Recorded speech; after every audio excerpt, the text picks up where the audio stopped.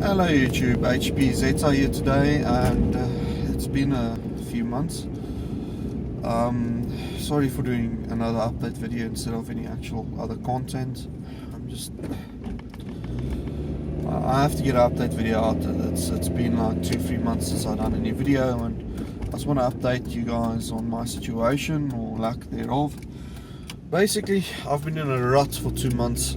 I haven't touched a soldering iron since the last video I made. I just can't get out of this rut that I'm in at the moment. I don't know if any of you ever had creative block or depression or something of the sort. I don't know what's causing it this time for me, but ever since my computer broke, it means that I can't do editing. Editing takes a lot longer on the other computer I've got there, which is a little dual-core Celeron. So it means that I can't really make video, but that's about the smallest sort of thing that's happened to me.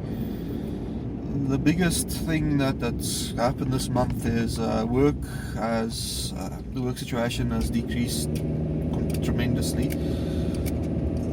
I'm desperately I'm using all of my effort at the moment in the evenings or weekends, whenever I can, to look for a replacement job, send my CV away. On PNet I get about 50 job responses a day that I send it away. Even most of the stuff is for programming, even though I don't program much.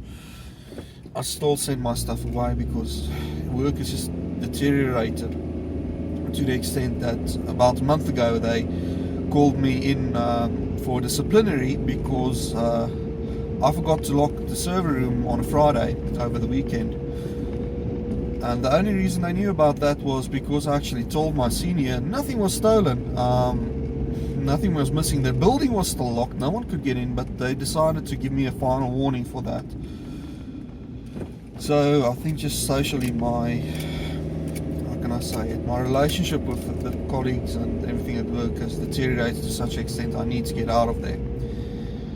So if anybody wants an IT technician or electronic engineer or anything, just give me a shout. I'm basically on my way to work at the moment. It takes me about 15 minutes to get there, so I know that I can only do a video that's about 15 minutes long and then upload it without editing. So there's going to be a lot of mistakes. I'm sure you noticed that the camera is jerking around quite heavily, and it's not going to be that great, but at least it's an update on what's happening. So let's talk about the positives of last month. A lot of pickups, and I built some relationship with one of the thrift stores down here, which I'm going to explore a bit more later this month when I get some time. But basically they started getting more PC games in again, and in one day I bought like 20 games from them, computer games, all of it dual cases, all the games for, I'll say, Pentium 233, so I'll say anywhere from 97 to 2000. I'm very, very pleased with that. But I also found a nice Apple machine there. It's Apple Power Mac. It's the 6400 series with a whopping 200 megabytes. And by the way, you just have to get used to the sun being there. I can't move the sun, and this is the way to work. And yeah, it's awesome. It needs a new hard drive, which I haven't had time to even touch. It needs converter for the VGA, which I haven't had time to touch. And money's been a bit tight, so I can't buy a lot of things. I know you guys might think, I always go thrifting, but you know what? When I buy a game for R5 and I spend 50 Rand out of my pocket for games that weekend, it's not something that the person is going to miss. So I do that. I have to wait till maybe December until I get enough money to repair the computers and finish the outstanding stuff, pay off the credit cards.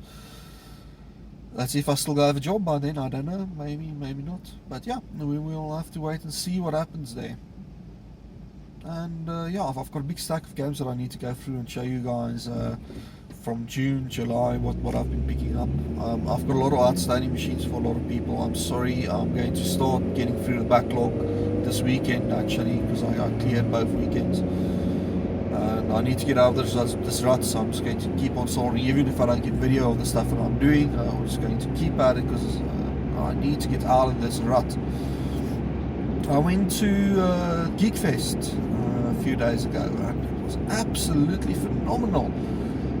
The amount of geeky stuff, well, it's called Geekfest, so there'll be a lot of geek stuff, but everything there from cosplay to accessories and stuff. And you know what's the one thing it's missing? What's the one thing I'm going to do to it next year? It needs something retro. It needs a little part of it, which I'm going to do next year. Is I'm going to pay it's 600 Rand for a powered store, so I'm going to pay the 600 Rand.